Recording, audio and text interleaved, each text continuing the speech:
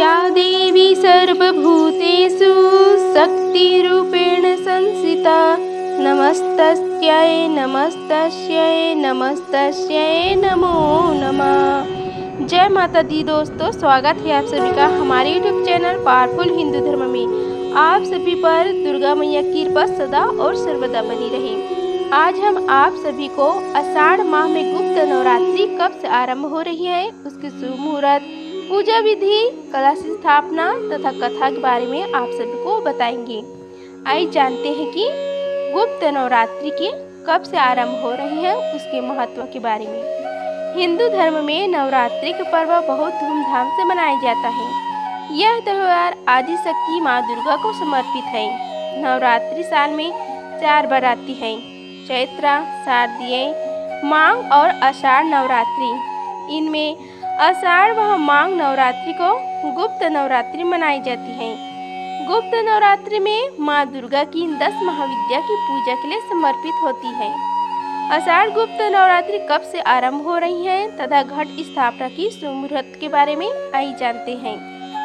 हिंदू पंचांग के अनुसार आषाढ़ माह के शुक्ल पक्ष की प्रतिपदा तिथि 25 जून को शाम 4 बजे से आरंभ होगी और 26 जून को दोपहर 1:24 पर रहेगी। आषाढ़ गुप्त नवरात्रि 26 जून 2025 गुरुवार से प्रारंभ होगी और इनका समापन 4 जुलाई को होगा। गुप्त नवरात्रि में 10 महाविद्याओं माँ काली, तारा देवी, त्रिपुर सुंदरी, भुवनेश्वरी, माता छिन्नमस्ता, त्रिपुर भैरवी, माँ धूमावती, माता बगलामुखी, माता मतंगी और माँ कमला देवी की पूजा की जाती है। आषाढ़ गुप्त नवरात्रि में जो शुभ योग बन रहे हैं उसके बारे में आइए जानते हैं।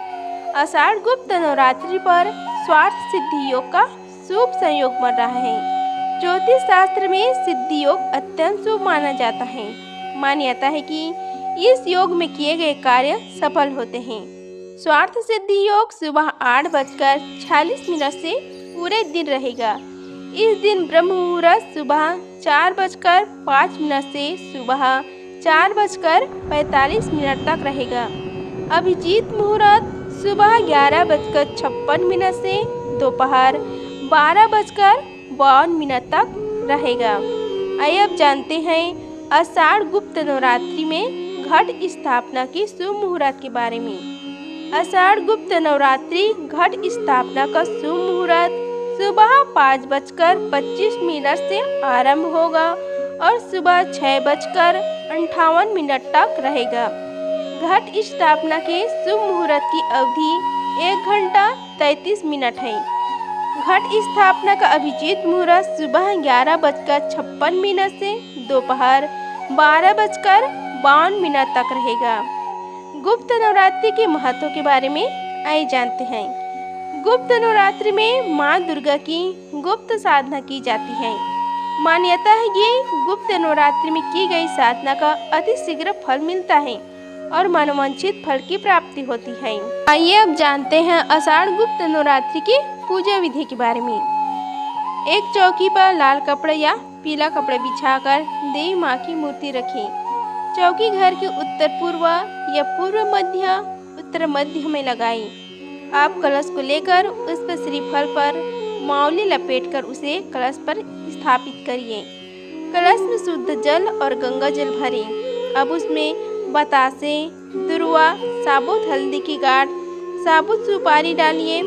इसके बाद कलश के चारों ओर आम या अशोक के पत्ते 7 या 11 पत्ते लगाएं। अब मध्य में श्रीफल को रखें। अब आप श्री गणेश जी की, कुल देवी, नवग्रह आदि को छोटे छोटे चावल की ढेरी के रूप में स्थापित करें। अब आप 9 दिन तक देवी जी की पूजा करें।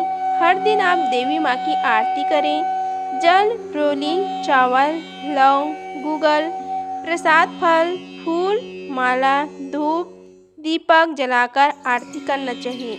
प्रतिदिन दुर्गा सप्तशती पाठ, देवी आराधना, देवी मंत्र जाप 24,000 गायत्री मंत्र जाप करें। भूसा या ऊन के बने आराम आसन पर बैठकर पूर्व या उत्तर मुख होकर पूजा करें। गुप्त नवरात्रि में की गई साधना सैकड़ों गुण पूर्ण देने वाली होती है। आइए अब हम सभी मिलकर गुप्त नवरात्रि के कथा का श्रवण करते हैं। बोलो श्री गणेश भगवान की जय। जगत जननी माँ दुर्गे की जय।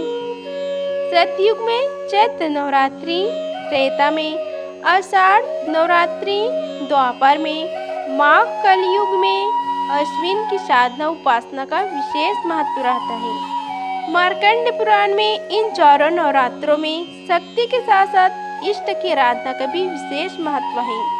शिव पुराण के अनुसार पूर्व काल में दैत्य राक्षस दुर्गा ने ब्रह्म को तप से प्रसन्न करके चारों वेद प्राप्त कर लिए। तब वह उपद्रव करने लगा। वेदों के नष्ट हो जाने से देव ब्राह्मण पदभ्रष्ट हो गए, जिससे पृथ्वी पर वर्षों तक अनावृष्टि रही। देवताओं ने मां परम्बा की शरण में जाकर दुर्गा का वध करने का निवेदन किया। मां ने अपने शरीर से काली, तारा, छिन्नमस्ता, श्रीविद्या, भुवनेश्वरी, भैरवी, बगला, धूमावती, त्रिपुर सुंदरी और मातंगी नाम वाली 10 महाविद्याओं को प्रकट कर दुर्गा का वध किया। 10 महाविद्याओं की साधना के लिए तभी से गुप्त नवरात्रि मनाई जाने लगी। इस गुप्त नवरात्रि में वामाचार पद्धति से उपासना की जाती है। यह समय शाक्य एवं शैव धर्मावलंबियों के लिए पौचिक वामाचारिक क्रियाओं के लिए अधिक शुभ एवं उपयुक्त होता है। इसमें प्रलय एवं संहार की देवता महाकाल एवं महाकाली की पूजा की जाती है। साथ ही संहारकर्ता देवी देवताओं के गणों एवं गणिकाओं अर्थात भूत, प्रेत, पिशाच, बैताल, डाकनी, शाकनी, खंडगी, शूलिनी, सवाहनी, स्वरूढ़ा आदि साधना भी की जाती है। यह साधनाएं बहुत ही गुप्त स्थान पर या किसी सिद्ध शमशान में की जाती है। दुनिया में सिर्फ 4 शमशान घाट ही हैं।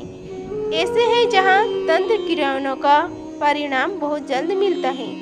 ये है तारापीठ का शमशान पश्चिम बंगाल में है, कामाख्या पीठ असम का शमशान, त्र्यंबकेश्वर, नासिक और उज्जैन स्थित चक्र तीर्थ शमशान।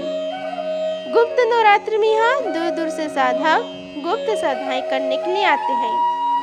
नवरात्रि में लोग अपनी आध्यात्मिक और मानसिक शक्तियों में वृद्धि करने के लिए अनेक प्रकार की उपासना, संयम, नियम, भजन, पूजन, योग साधना आदि करते हैं।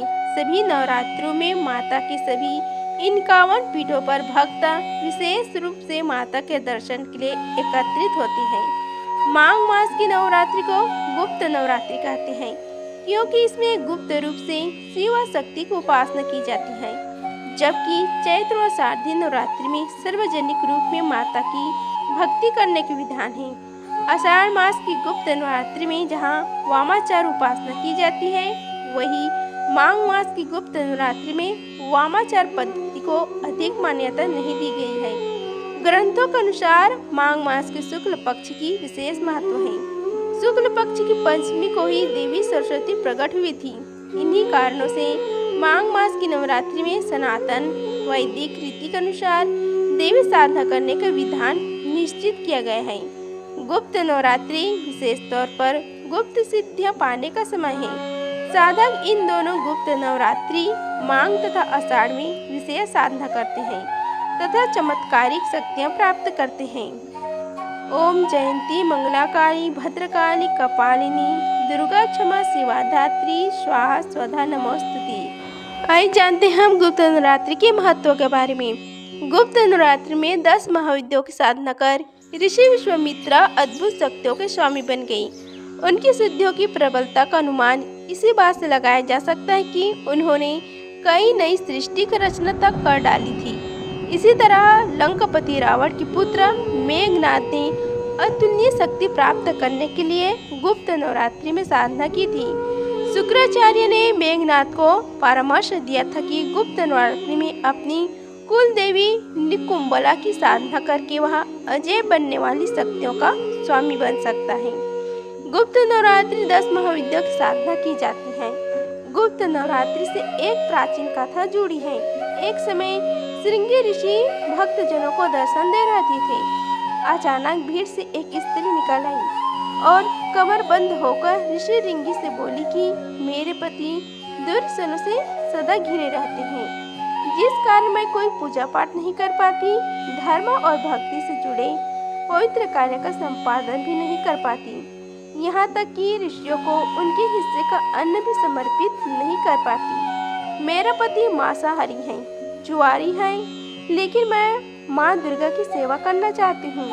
उनकी भक्ति साधना से जीवन को पति से सफल बनाना चाहती हूँ।